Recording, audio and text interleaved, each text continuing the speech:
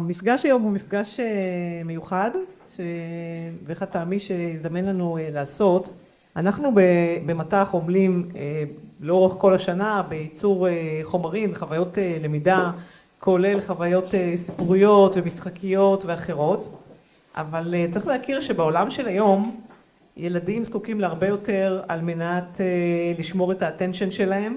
אנחנו רואים שאחרי קוביד אפילו קורסרה ויודמי רואים ירידה. ולכן כרגע כשאנחנו מסתכלים על האתגר של איך להחזיק את האטנשן, איך לעניין, איך לשמור את הלומד איתנו, אנחנו מחפשים שיטות חדשות. האתגר הזה הוא שותף גם לתעשיות אחרות, בפרט תעשיית הרפואה, ואנחנו נדבר תכף עם סם פה, שילמד אותנו יותר איך בעצם ברפואה הצליחו לייצר חוויית למידה יותר טובה.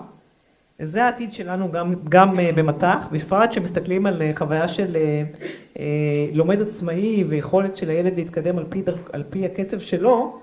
עוד יותר חשוב שלילד יתחשק להמשיך את הלמידה, שיבוא לו להמשיך, שיבוא לו לעשות את הלמידה העצמאית, ולא איך שיעזבו אותו לבד עם המחשב, הוא ימלט למקום אחר. אז אני חושבת שזה מאוד מעניין, מאוד רלוונטי בשבילנו, ואנחנו נשמע עוד הרבה חומרים בעניין הזה, ואני אישית מאוד מתרגשת על האירוע הזה היום. אז אני חושבת begin? Why not? Let's go. Oh.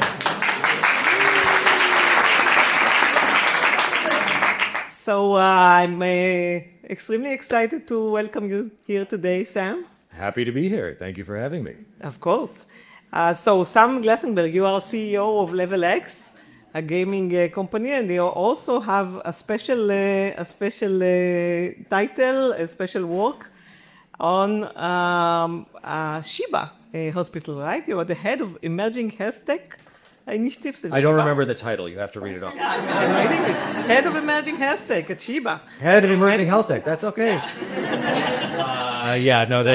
They've brought me on to help out with a number of their AI initiatives and also work with the local video games industry to solve problems in healthcare. Wow, so that's very exciting, and I have lots of questions to ask you about that. You are also a global thought leader in mission critical learning. And for us in Matach who want to lead the future, we're looking to you to hear more of the profits world about where we're going. Oh dear. All right, well, let's try not to disappoint everybody. Yeah. We'll have fun. So tell us a bit about yourself. What brought you to this subject of learning game-based? Oh, medical video games? That was by accident. That was a lot of Jewish guilt. Okay, we know about that. Yeah, here, hold on. Now they told me I could use slides, so we'll try. Oh, good. There you go. All right. Wow. Yeah, we're going to show lots of video games. You can cheer for games you've played. It's fine. So, okay, I've spent my career in the video games industry. I used to work at Lucasfilm making Star Wars games. My first job was literally flying spaceships for a living. I can't believe they paid me to do that. I used to run a game technology team at Microsoft. We'll talk about that in a minute. After that, I actually ran one of the early Israeli video game companies called Fun Tactics or FTX Games. We did video games for a lot of the big Hollywood movies. So you would have, 20 million fans of the Hunger Games who would spend 2-3 hours watching the movie and, on average player on the server play the game for 100 hours. Why? Because video games are exceedingly good at engaging audiences for ridiculous periods of time. Okay, so how do I go from this to medical video games? I'm not kidding, it was an accident. So I've had this impactful career in the video games industry, which has basically made me the disgrace of my family because I come from a long line of Jewish doctors. My grandfather was a famous doctor, both of my parents, aunts, uncles. I'm the idiot who didn't go to medical school. To show you how bad it got, in 2006, because you can't make this up, in 2006, I accepted a technical Emmy on behalf of my team at Microsoft for pushing the cutting edge of video game graphics. It's not the Emmys they do on TV, it's the technical Emmys, but it's the same statue. That's me, that's Jensen Wang. We were both much younger then. Why? Why is Jensen accepting his Emmy? Because all the GPUs that are the basis for the AI revolution, what were they built for originally? Video games. Good job. You're welcome. So I call home to be like, hey, Mom and Dad, I'm accepting an Emmy on behalf of my team. My father is an anesthesiologist, Rofem Mardin, and he goes, without skipping a beat, he goes, Sam, that's very nice. But in this family, we only recognize Nobel Prizes. He says, you're not yet 30 years old, you can still go to medical school, stop wasting your time with video games. So eventually, this is a direct quote, I'm not making any of this up. So a few years later, he gives up, and he says, all right, Sam, you're too old for medical school. So put all this video game nonsense to good use, make me a game to train my residents to do a fiber optic intubation. It's a tricky procedure. Anesthesiologists don't usually do procedures. So I've seen plenty of anesthesiologists screw this up if they haven't done enough cases, because we only do it on difficult patients. But he goes, I don't want to drag everybody to the simulation center. Can you make me a game they can play on their phones? Okay. I'm running like one of the biggest independent game studios in Hollywood. I have a day job. But I say, sure, Dad. So out of guilt, I sit down for 3 weekends. I throw together this terrible little game, and I upload it to the App Store. Because if you've known making apps, this is before test flight. So you can't install it. Like, the only way is I can install it on their phones one by one, or just, here's the link, Dad, your friends can download it, leave me alone. So 2 years later, he calls me. He says, hey, Sam, how many people downloaded it? I go, Dad, yeah, exactly. I don't know how many of your friends downloaded your fiber optic laryngoscopy game, but I can check for you. So I go and I look on iTunes, and I discover there are 100,000 doctors, nurses, and airway specialists who've been playing it. Yeah. So I'm like, okay, wait a minute. How did this happen? So I Google it, and I discover... You have so many friends? Yeah, don't worry, he's not that popular. So I Google it, and I discover, unbeknownst to me, they've been doing efficacy studies on this crappy game I made for my dad at medical schools all over the world that shows it's substantially improving physician performance. So I would love to say that games for doctors was some grand idea that I had, but no. It was really just a lot of Jewish guilt. So the idea, then I was like, all right, clearly there's demand for this sort of thing. So what if it wasn't just me? What if we took the top video game developers, designers, artists who've worked on everything from Mortal Kombat to Words with Friends? We team them up with basically hundreds of physician advisors across every major therapeutic area in medicine. So we say, capture the challenges of the practice of medicine using video games. All right, so now it's been 10 years. I've built, this is now 2 companies. Both have been acquired. One focuses on surgery, one focuses on clinical medicine. We'll go into that. But basically what we have are now millions of medical professionals that are earning continuing education credit toward renewing their medical license by playing video games. We work with most of the top medical device and life science companies. We work with NASA on astronaut training. We actually just launched a game on the SpaceX Polaris Dawn mission a few months ago. And yeah, what we're doing is we're using the neuroscience and the technology of video games to, say, advance the practice of medicine. So yeah, this is the surgical stuff. The surgical stuff is really obvious. Where things get more interesting is when you are talking about like what we call clinical gameplay. Right? Surgery is obvious. That's a first-person shooter. You're going through the body, fine. Where things get a little bit more interesting is when you think about the really cognitive exercises. So when you think about managing a patient over time, that's a strategy game. When you think about the complexities of diagnosing a difficult patient, that's a puzzle game. And that's really where you get into sort of the neuroscience of game design. Okay, that was a long answer to your question. You can talk, you can go now. Thank you for that. I think it was quite, wow. Impressive. It seems to me like a small word for that, because it seems like it's actually life-saving. And if you think if those doctors didn't have those tools, maybe they will be less proficient, as you say.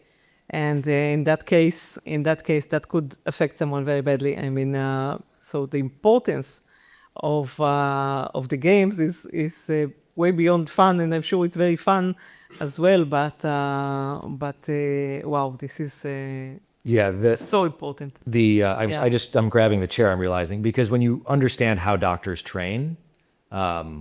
I know if you feel like maybe you're a little bit behind the state of the art and technology. As we say in medicine, the bar is low. The standards, I have just endless images and examples. I can pull some of these up later if you want, but like the state of the art in medical education, they practice on live human beings is basically how they learn. Like everybody, we say like everybody learns through play. Also doctors learn through play. But the problem is we don't really give them a play environment. And so really it's the common thing they say is like see one, do one, teach one, which is really like doctors at the end of the day, the vast majority of their learning is through practice on live human beings. Yeah. And so when you have a new device or a new procedure, the outcomes a surgeon has on the first 100 procedures is always substantially worse than average and worse than the next 100. And it's a problem. Yeah, definitely. I think we all know that we just don't like to think about it. You don't want to think about it. No. If you want, I can show you examples of like Yeah. what doctors actually train Yeah, on. but I and want it's to touch on something a little bit from a different angle. You know, this morning I was just glancing at the headlines, and I saw a headline in Kalkalist saying that, in a recent test of the OECD, people, adult people in Israel, have declined substantially. Actually, Israel is the 7th place from the bottom in the list of OECD countries in terms of reading and mathematical literacy, as well as in skills like problem solving. In fact, the survey from OECD, it's called the PIAC, P-I-A-A-C, if I remember correctly. It's all about skills. They're not looking into knowledge, but rather into skills. And skill set and capabilities, which can be, of course, developed also through those through games and through other ways of education, is something where Israel is starting to drop significantly, and we see that also done in different, also perceived in different portions, segments of the Israel society, and some segments more, and some segments less. If you look at men, women, Haredim, Arab people, there's a difference, but everyone is deteriorating in the skills. And we know today that especially in the age of AI and very available knowledge bases, even doctors use ChatGPT sometimes to check things, and we know Not that. sometimes. Anyway. Yeah. No, I've seen that myself. Oh, it's a good thing. Don't Yeah. No, that is helpful. It's a good thing, but it means that you can obtain any piece of knowledge in a click, one way or the other. Maybe not ChatGPT, maybe yes, I don't know. It's a discussion, but the knowledge itself is obtainable rather easily. The skills are less so. The ability to learn continuously and to learn and to get updated on all the newest and the important things that are happening. The ability to do problem solving, okay, find solutions to issues, determines a lot, according to the studies, determines a lot of your capability as an adult to actually cope with anything, whether in your line of work or just life. So as we look at that as a Matach, CET, we do take special responsibility in building the next generation in order to have those skill sets. And I'll give a few words about Matach just for us to remember and maybe share with you a little bit. So Matach is maybe the largest, three things about Matach. One is maybe the largest in terms of reach to Israeli students, really touching almost million students, more than 2,000 schools, quite a significant reach. We have cutting-edge development. We have digital environments, AI-powered tools, rich learning experiences, combining pedagogy, technology, and design. So we boast in that. And we also have global partnerships with Microsoft and others, where we hope to leverage their capability as well in order to look into the future. Our mission is really to position Israel as the global hub for education technology. And we aim to lead that for all the other organizations. So we also, we have the responsibility being the largest, and we see ourselves as influential to the future of Israel. So I'd like to know what are your thoughts on that. especially looking at the post-COVID syndrome, where people are less inclined, you see post-COVID, that there's a less inclination for self-learning. You see Coursera going down, Udemy, others. What can we do in order to encourage learning and skill set? Oh my God. Okay, everybody. I have many other questions. So No. All All right, I'm going to be very blunt. Okay. Get off your ass. This is so important. I can't even. All right. So when you say what skills are is Problem available behind it? solving. What do you mean problems? Like if you take like an IQ test? No. No. What kind of problem solving? It's actually adaptive problem solving. Adaptive problem solving. Okay, that's the Okay. Yeah. All right. This is such an look. When this country faces acute problems, you like shoot missiles down with lasers. Like this is a totally fixable problem. This is not something where you need. There's like, oh, but the technology does not exist to fix this. The technology exists to fix this, and not only does the technology exist, but like literally down the street, I'm pointing in that direction. I don't know where that is, but down the street there are people that are using this technology to make money. And I mean, here, this is like okay, let's talk about the Israeli video games industry. Okay? So when I joined an Israeli video game company in 2008, the Israeli video games industry, don't worry about the slide, it's okay, I'll explain. The Israeli video games industry did not exist. I gave the keynote at the Israeli Game Developer Conference. It was a room this big with this many people in it, okay? My contribution was a drop in the bucket. There are, like, since then, in the last 15 years, the Israeli video games industry has grown to, like, the massive startup nation success story you've never heard of.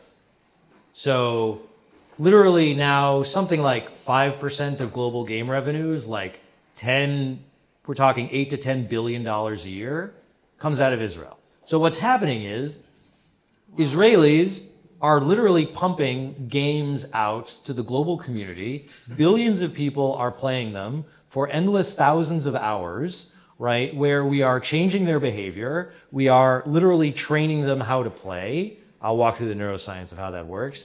But like, that's happening here. Wow, and then I didn't know that. in our own country, like they're sitting in probably rooms getting didactic lecture in a model that has been proven like stale for, I don't know, 100 years. I don't know, I'm not going to get into sort of the politics of education. I'll leave that to you guys. But I can tell you in terms of how humans learn, there are people here in this country that have already, distilled that neurochemical recipe and have been using it to engage audiences and change their behavior at crazy scale worldwide, and you're not talking to them. And fix it.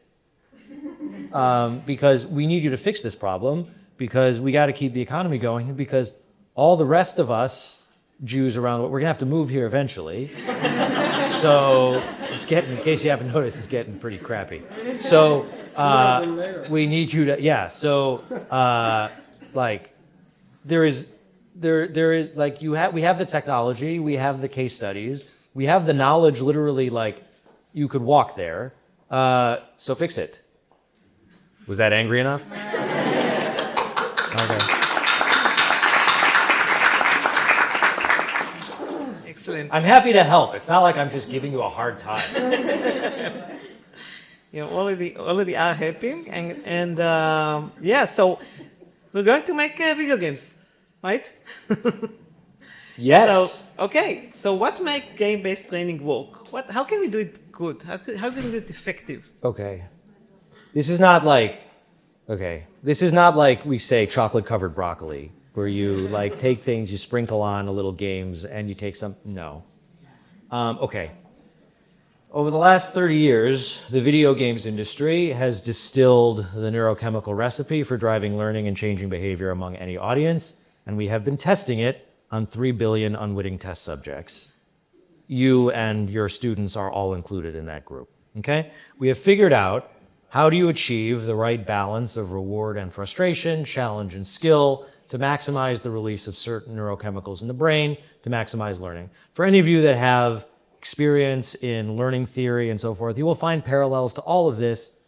In games, it is applied to the extreme. okay? And that goes for both changing behavior and driving learning. The behavior change example I like to use is one that everyone is familiar with. So in the United States, the Obama administration spent $2 to $3 billion over 8 years to try to stem, forget education for a second, to try to stem the obesity epidemic. Literally during her second term in the White House, Michelle Obama took it on as her personal mission to get overweight Americans off the couch and they lowered the bar. They're like, we just got to get them to go for a walk. Okay. Within 48 hours, all of these meritorious efforts, all this government spending was eclipsed by a single video game that got 40 million Americans up and walking for miles. You laugh because you think of like, oh, this is a funny cultural phenomenon. It's not. Every single video game is doing this. Okay, it's changing your behavior. Now, it's using dopamine and everything else to get you to come back every day, invite your friends, engage with sponsored content, buy coins.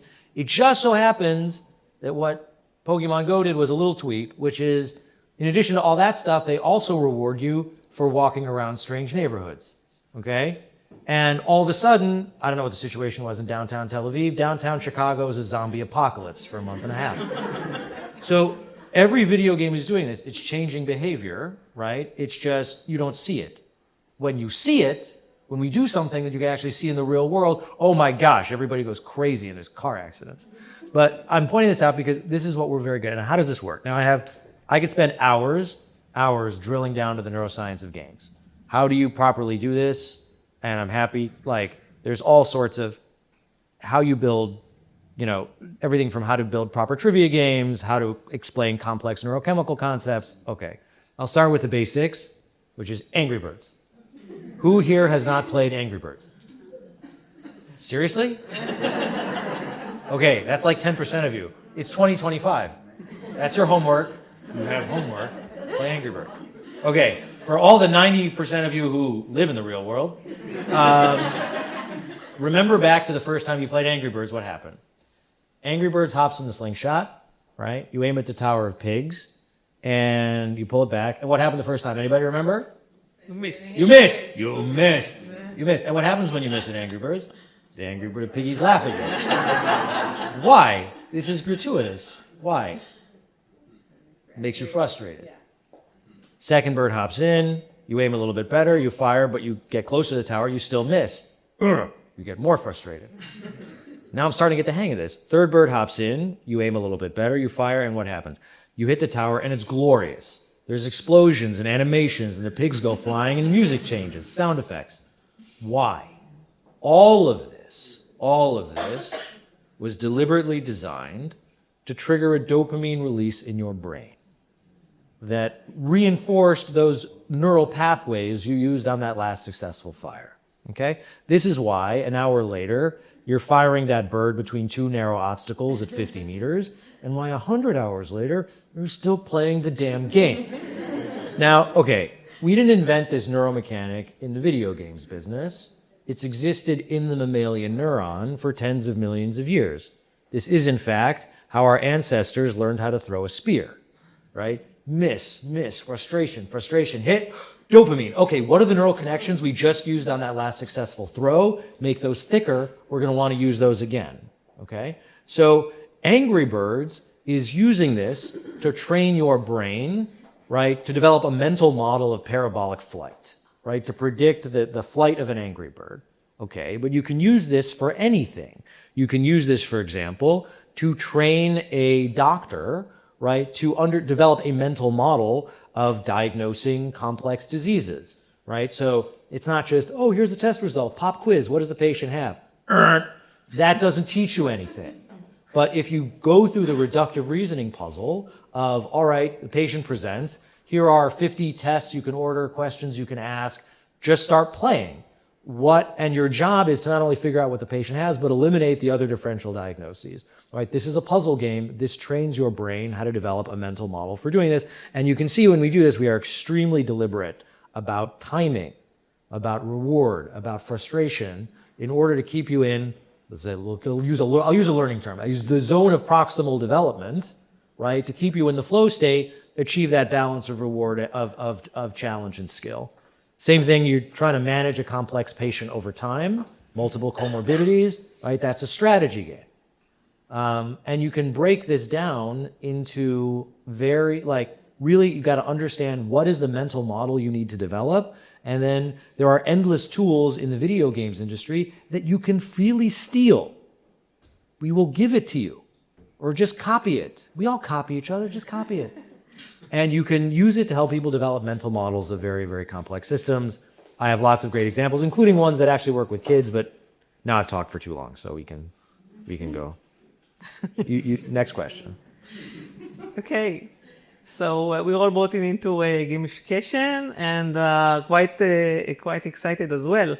But this is kind of a buzzword that we're hearing in many places. The question is, what is the true gamification? Could you tell us about any misconception about gamification and its benefits? Or Yeah, you'll notice I've just talked for half an hour. How long have we been here? Yeah, half an hour. Yeah, I can just see because it's telling me it's 3:30 in the morning. Okay, so we talked for half an hour, and you notice I have not used the word gamification. Okay, thank you. Yes. Okay. Actually, it's a very descriptive word, but we can't use it. I don't use it. Why? Because it's stigmatized. Because if you think about 99% of the examples of gamification, it's all the same crap. It's people who have never actually made a game that was ever played by anybody going around and hawking, oh, wait a minute, don't worry, I will take your content that's not fun and not interactive, but don't worry, I'm going to gamify it with my magic fairy dust. And what I'm going to do is I'm going to add a quiz on the end of your content, and in exchange for your quiz, I'm going to give you a badge. Okay. So quizzes were not fun in the second grade, and they're not fun now. And badges, we didn't invent badges in the games industry. We stole that crap from the Girl Scouts. This is scraping off the topmost insignificant, ineffective layers of video games, the obvious stuff that people who don't actually play or design video games don't really understand, and throwing it onto things, and the benefit is very incremental. Thank you. You're welcome. I'm here all day. No. I have, like, the example I use for this is a Hunger Games game. Okay, so let's say, so we worked with Suzanne Collins, the author of the Hunger Games, to make a Hunger Games game. Now, let's say instead I wanted to gamify the Hunger Games. What would I do?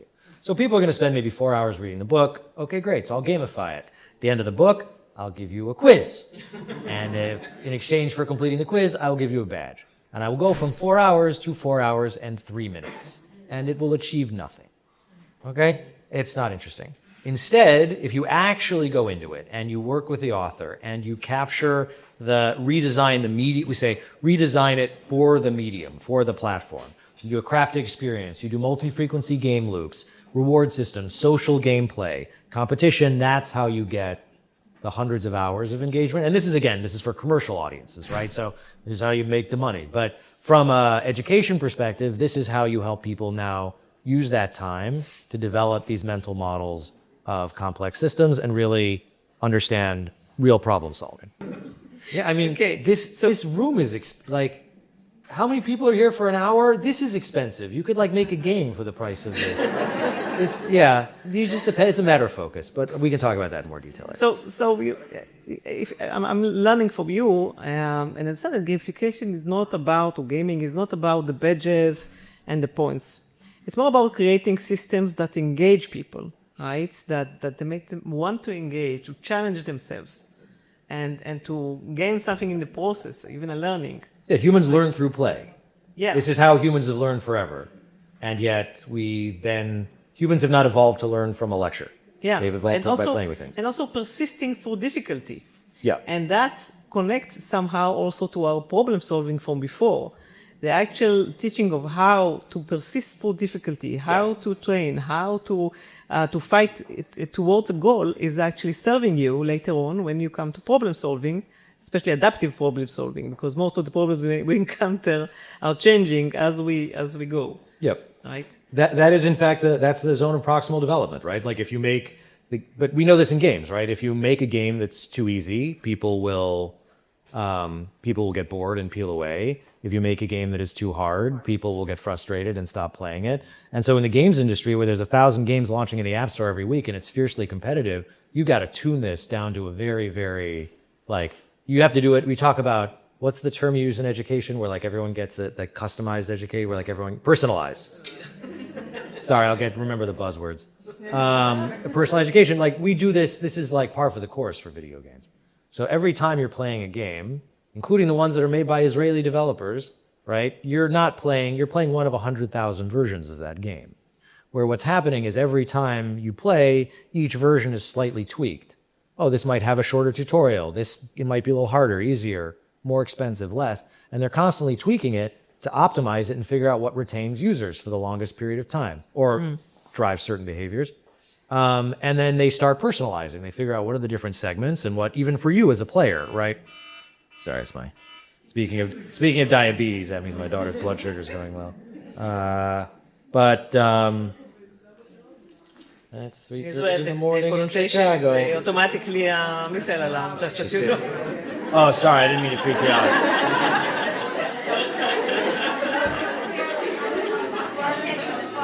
Sorry, no, yeah, sorry. The only person who's supposed to get an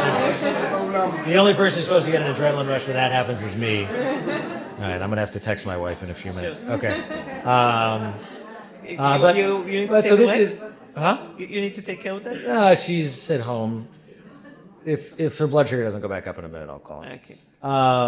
So this is this is the whole idea. Like we build games on these principles, and like this is personalized learning, right? Just applied at ridiculous scale. And all the technology to do this, half of it was built in Israel. There are all these companies in Israel that literally sell A/B testing frameworks and analytics frameworks to the global games industry. Use it. It's right. It's here. Just use it. Okay, keep going. Yeah, well, you keep answering my questions before I ask them. So Oh, move on. I got prepared lots of. no, this is great. Yeah. We have a good dynamic going here. Excellent. You can MC this. We'll take this show on the road. There are things we've learned also about the zone of proximal development and how to optimize this that are unique that we've learned in the games industry. But I don't want to go too deep. I can go too deep on this. So let's keep. Yeah. So I wanted to share with you something that we're doing right now that connects to the AI revolution. So we're doing a special project. We're partners with Microsoft on that. It's called 720, like 360 for teacher and children. But the idea around it is that we create a sort of a bot based on AI that accompanies the student when they try to learn mathematics. And that bot keeps talking to them, and they have an open conversation all the time. And they do not tell them the solution to the problems that they're seeing, but they're taking them through a sort of a journey or quest where they try different challenges and they fight. And if they don't succeed, they could get a hint, or they could get some sort of another exercise of the same sort, or another challenge. And we engage in all that sort of a narrative, storytelling with figures that they meet, and they have their own personal characteristics and special graphics and all that. So this is a way to integrate the AI into the learning experience. Now, this is very new in Israel in general. We ran that experiment. We're going into a pilot in a month in 8 classes in Israel, I think around the age of 14, children 14 or 13, that will try that for the first time. And we're looking at that, and we feel it's very, very cool. But we're asking ourselves, where is the future going with that? When we integrate AI into the learning, game-based learning experience. Do you have any thoughts about that? I mean, how would that change? Because the AI could create multiple routes where the plot could thicken, right? Like you said, we shown earlier that you want to not to go to anxiety and not to go to boredom, but to be somewhere in between. But in that, there should be different routes, because every time you play the game, it should be different. And AI could have a role in that. So what do you think? Yes. Okay, so let's separate the two a little bit, because the whole idea of, like, even before AI, games have all been about exploring and playing. You want to create an environment and let people, you don't want it to be like A, B, or C. You want to give people flexibility. You want to give people autonomy. You want to give users, the perception of autonomy. There's like all of this, the role of autonomy. Like, how do you give somebody a sandbox where they can learn, they can make mistakes, and then learn from those mistakes, because we learn from making mistakes. Like, get just frustrated enough from the mistakes that they're not bored, but not get so frustrated that they leave. Like, that's all about how do you create that sandbox, okay? AI becomes now another very important tool in this box. And, you know, yes, get it out there as fast as possible, but you've got to be super deliberate about it. You don't need me to tell you that. I learn now almost exclusively through AI. Like, I get some incredibly dense paper written in academic speak for no reason whatsoever, and I don't fight through it anymore. I just drop it into ChatGPT. I already have a warmed up prompt of like, hey, I'm Sam. I know, here are all the things I know. Here are the things I don't know. Explain this to me. And then I have a conversation with the paper. And so like, it's all self-directed. I do a lot of work now in genomics and AI, and like, obviously I have to go pretty deep into various medical concepts, oncology, whatever. It's like, great, ChatGPT, here's what I know, here's what I don't know, explain it to me. And like, it'll do it. Explain it to me like I'm an 8-year-old. Explain it to me like a 12-year-old. Oh, I love, football, Pokemon. I watch Bluey all the time. Whatever, it'll explain it to you in your terms, and it will, and you can also now very, very, very easily add game elements that you can literally have the AI play game designer. So if you have games that you are using, you can have the AI tune it, you can have the AI customize it. It's very, very easy to do this.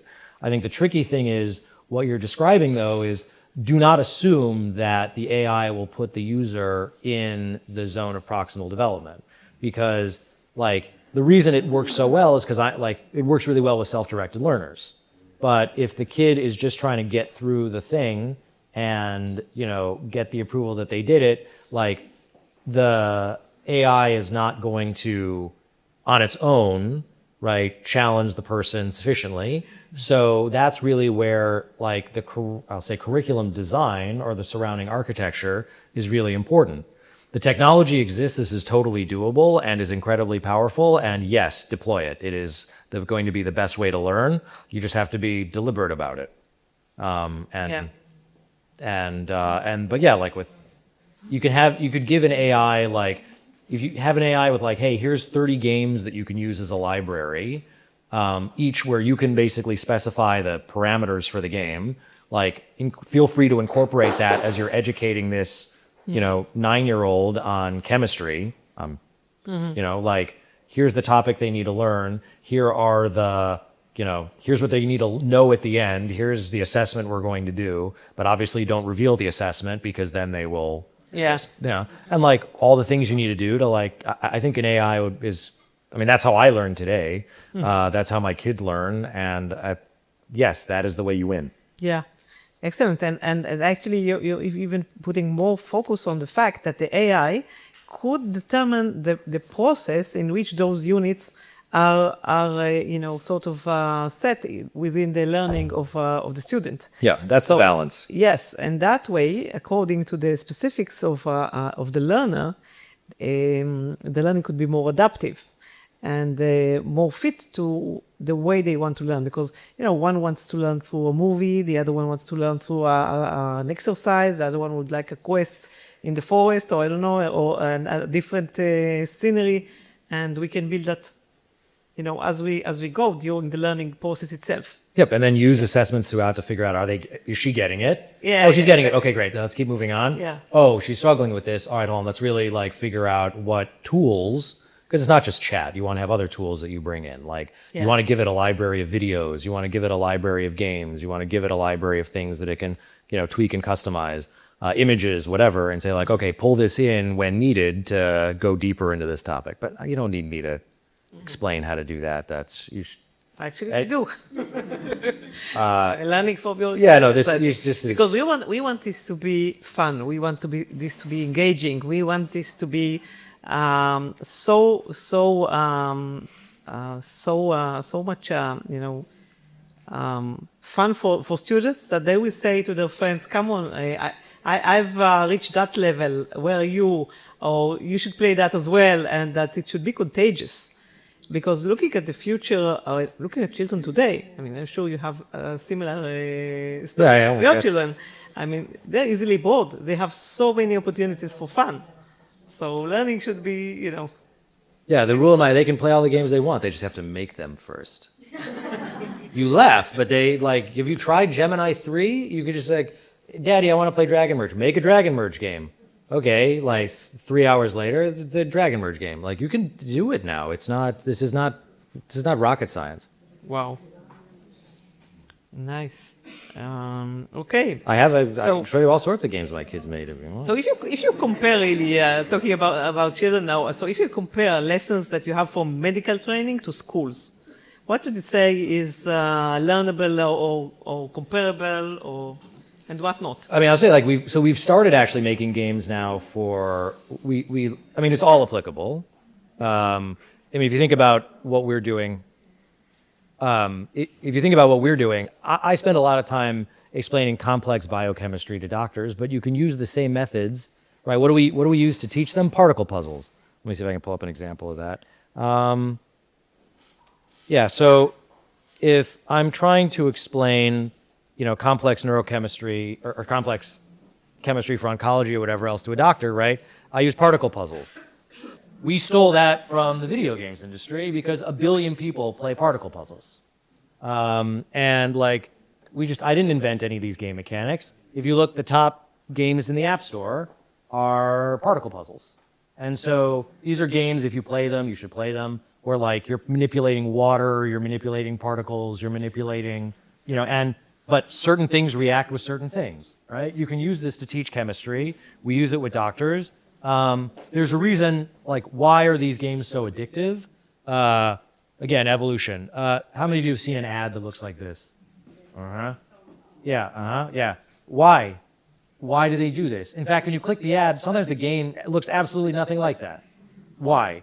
Because your brain is a prediction machine, right? That's what it does, which means we delight in the interaction of complex interactions. So if I had 10,000 dominoes here in front of me and I started knocking them down, you wouldn't listen to a word I'm saying. Your brain would just become fixated. This is why humans love to play with sand. That's why we love playing with water, right? Because we love the interaction of complex things. When we predict it, we get it right, it's delightful. When we get it wrong, it's intriguing. And so this is the basis of a whole genre of video games, right, that you can then reuse to teach kids to teach adults or kids chemistry. I can use the example of what we use to teach kids. Here, this one. Okay.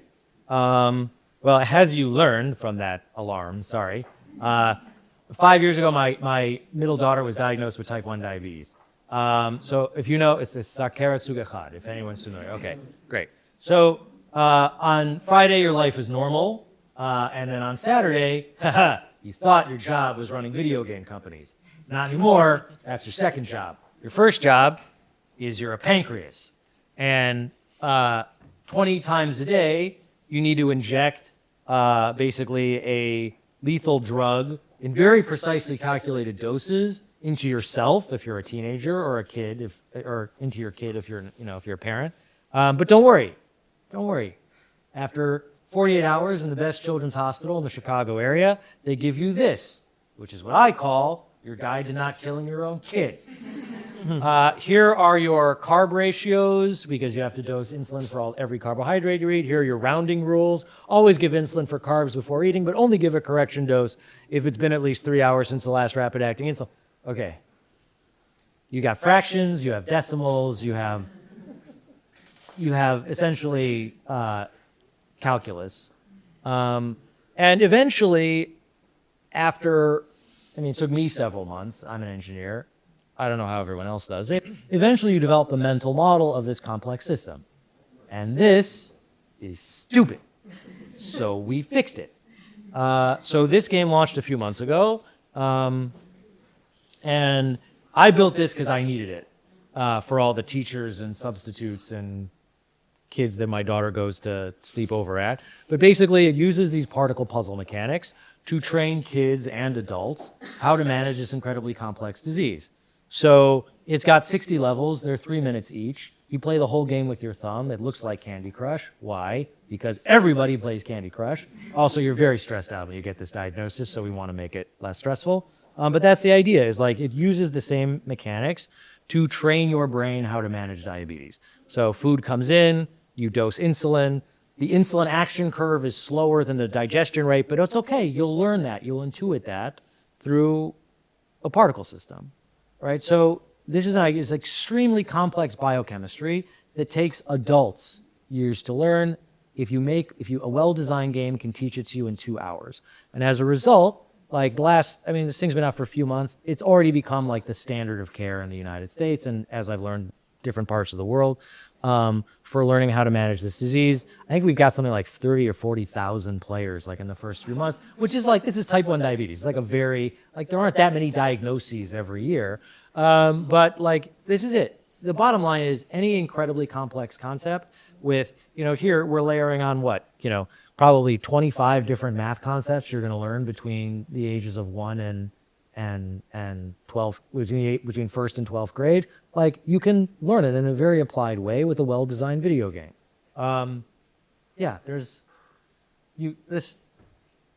Sorry, to answer your question, the same principles apply. That's the short answer. All right. Okay, we're getting close to the end of our meeting here, so I could continue with lots of questions. And I wanted to ask you if there's any one idea you'd like everyone here to walk out of this room with, and if you had one, what would it be? I mean, the toolbox is there. There's no excuses. Is that what? Yeah, I mean, I think that's what the toolbox is there. Like, this is not, it's not like, oh, but we don't have the technology, or we don't know how to do this, or like it hasn't been demonstrated. No. Like, there's no excuse. The technology is there. The reference is there. You can copy games freely. Most of which you can, a lot of these now you can literally just sit down and build with Gemini. And some of them you can't, but fine, call the game developers. They're willing to help you, because if they're not willing yet, their kids are all in school now. And so they all have this problem that they need to fix. They're more than happy to work with you, I'm sure. If not, Jewish guilt is very effective.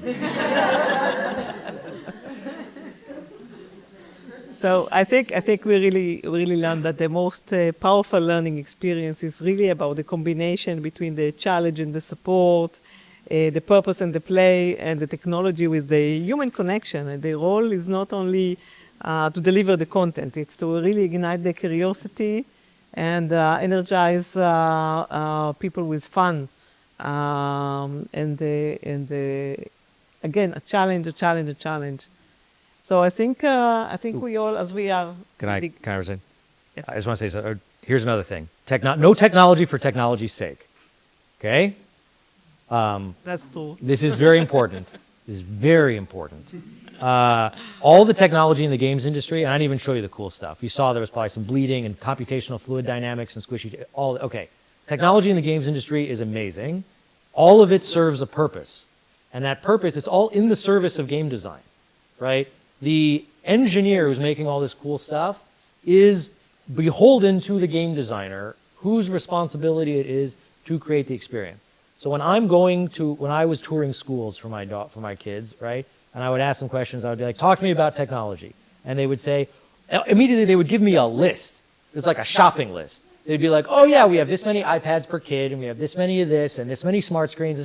I don't care what hardware you have. What are you doing with it? That is the important thing. So look, like, oh, wait a minute, maybe we should do a VR this or a that. Okay, fine, if it serves your educational goal and you can't do it without strapping your brick to your head. So technology is great, but the technology all needs to be in the service of designing like well-designed, well-crafted experiences. None of this, look at this cool thing. Yeah. If it's not fun and it doesn't work or it doesn't scale, drop it. Like, all this stuff runs on the device in your pocket. The technology all runs. If there's, like we say, video game technology, if there was a toaster with a screen on it, we'd make games for it. It runs everywhere. The tools are basically free. Build it. Sorry. Okay.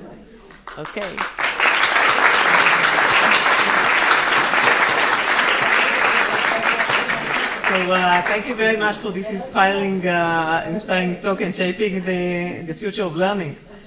Can we open it now for a few questions? Of course. Here, this is with you. Yes. So, this is me. If I you want was to follow still- me, I was just like, this is me. You can follow me on LinkedIn. I post all the time about silly stuff at the intersection of games, AI, and healthcare and education. Sorry. go ahead. I'm stealing the microphone there, but a quick question on the way. Do you think there should be any sacrifices pedagogically to get a good game for learning? Yes. There Yes. should be sacrifices. Yeah, there should be sacrifices. I think fundamentally what happens, so there are certain things that most things are fun to learn. Most things are fun to learn. Make those fun. I think the problem is there's so many things that are fun to learn and we make them boring. If you've ever played Dragon Box Algebra, this game is beautiful. You should play it. You literally, you're playing a puzzle game that looks like any puzzle game with little monsters and it's fun and da-da-da. Only at level 19 do you go, this game is teaching me how to balance algebraic equations. Right? That's how learning should be. So find the fun and play with it. Okay? If there is something that is fundamentally like this is boring and I hate it and I can't make it fun, trying to wrap it in a game is a fool's errand. Right? It's not gonna work. So often what we're doing, even when we're making medical content, people will come to us, and there are times where they will come to us with material, 95% of the time, it's fun, it's interesting, it's challenging, doctors want to learn it, we're able to make something fun with it. There's about 5 to 10% of the time I'm like, I can't help you here. I can't help you, make your death by PowerPoint lecture slides, and that's it. And that's okay. That's okay, because if you burn all your cycles trying to make something boring, trying to solve impossible problems, there is so much fun and interesting stuff you could have made with your limited time and budget.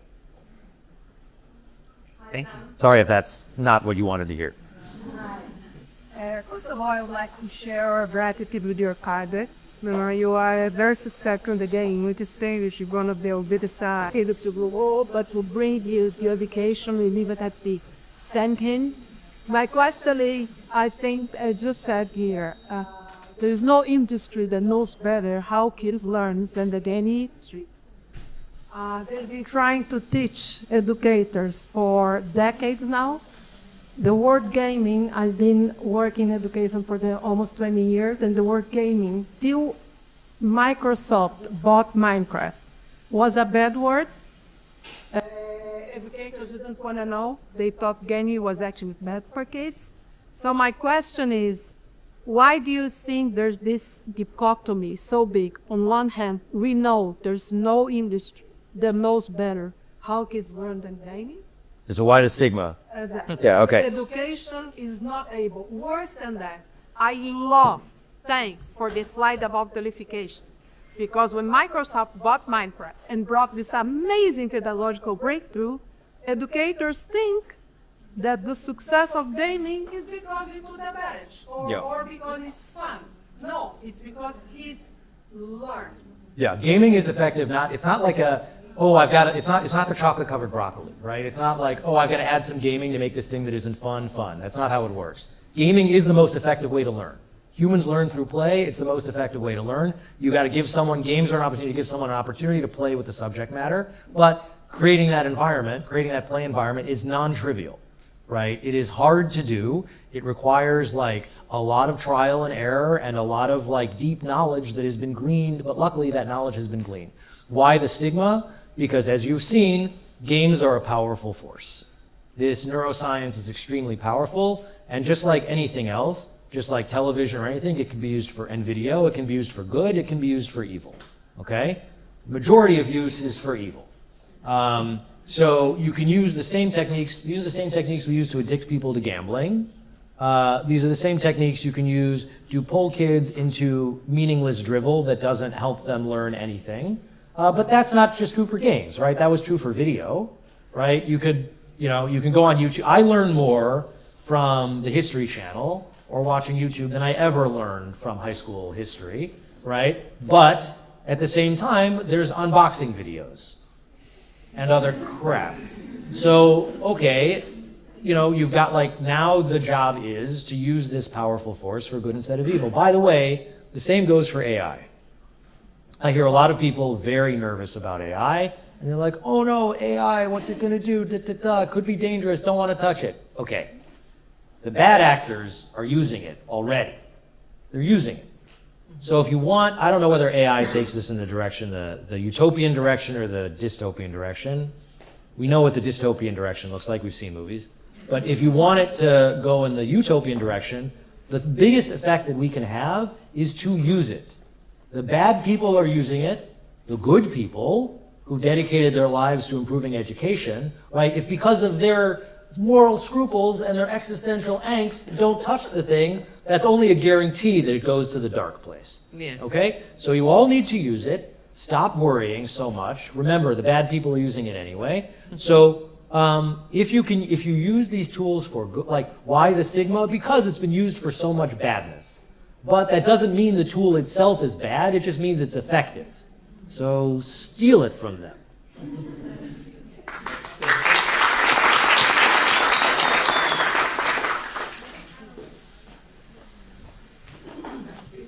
Hi. Hello. So I think maybe the biggest term that I'm going to leave this room with is the chocolate-covered broccoli that you mentioned.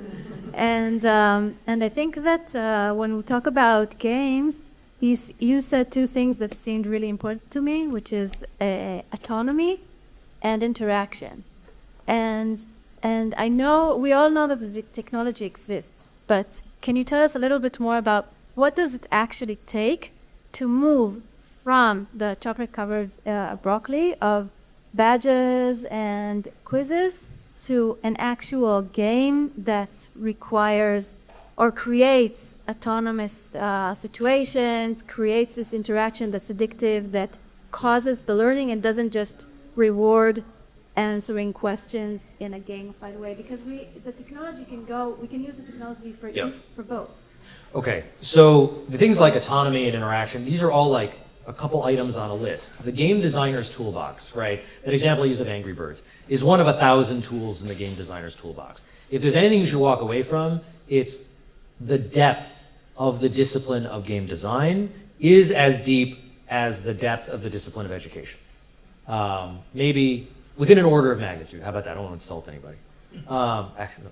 So it is incredibly deep. All right, so then how do you gain that depth? There are a few ways. One, leverage the people here in this country who are already doing it. There is a very active game developer community. Every May, they hold a big conference. It's like, actually, I think one of the top, I would actually argue it's probably one of the top 4 game developer conferences in the world.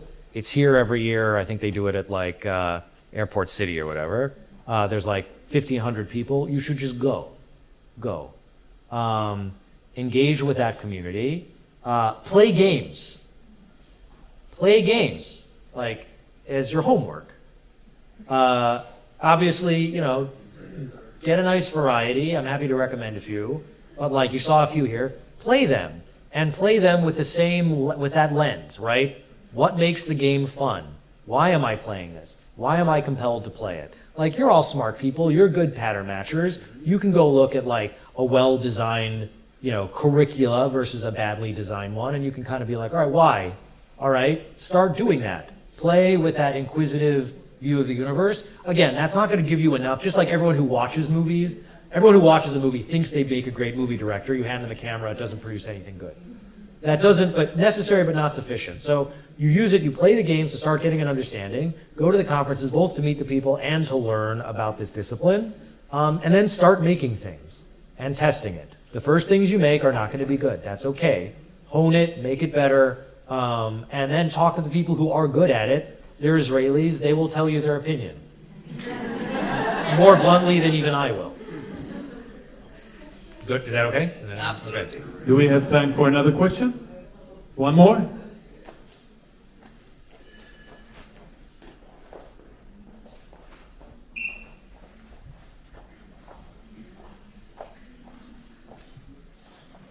Hi, so thank you very much for this very enriching conversation.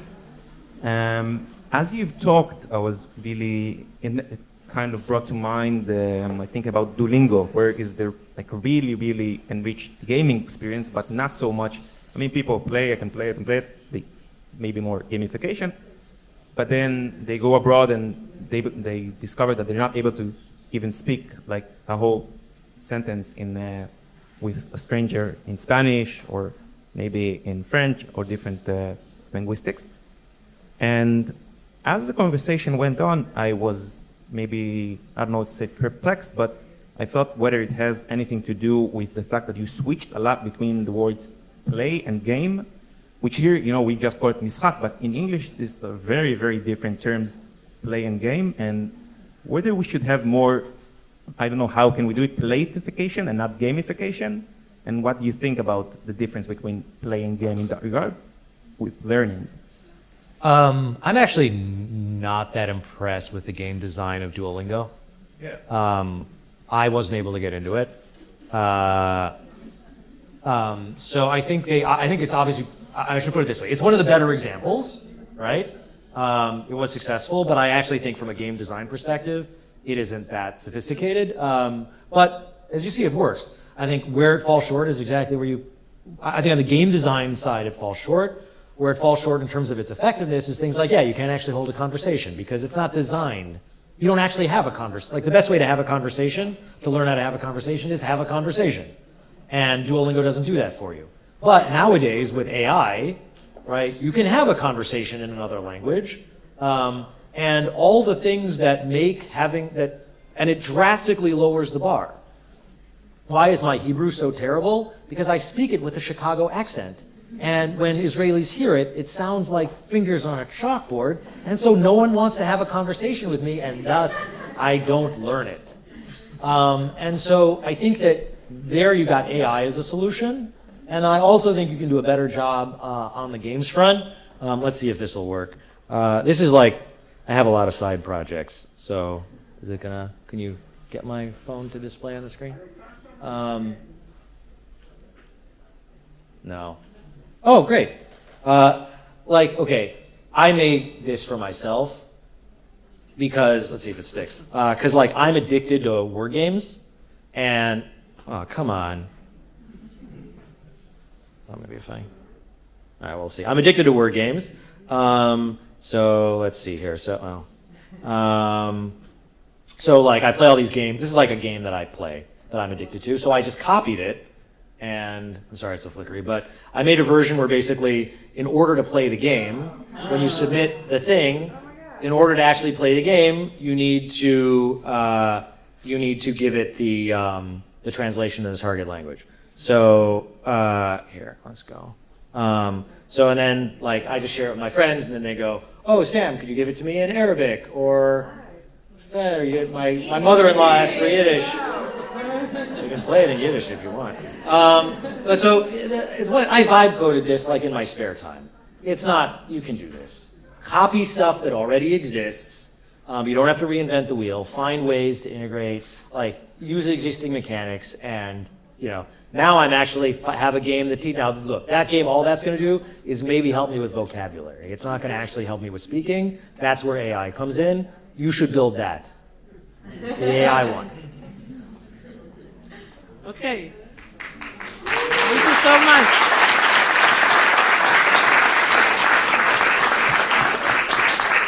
Okay. Thank you, everyone. Thank you for having me.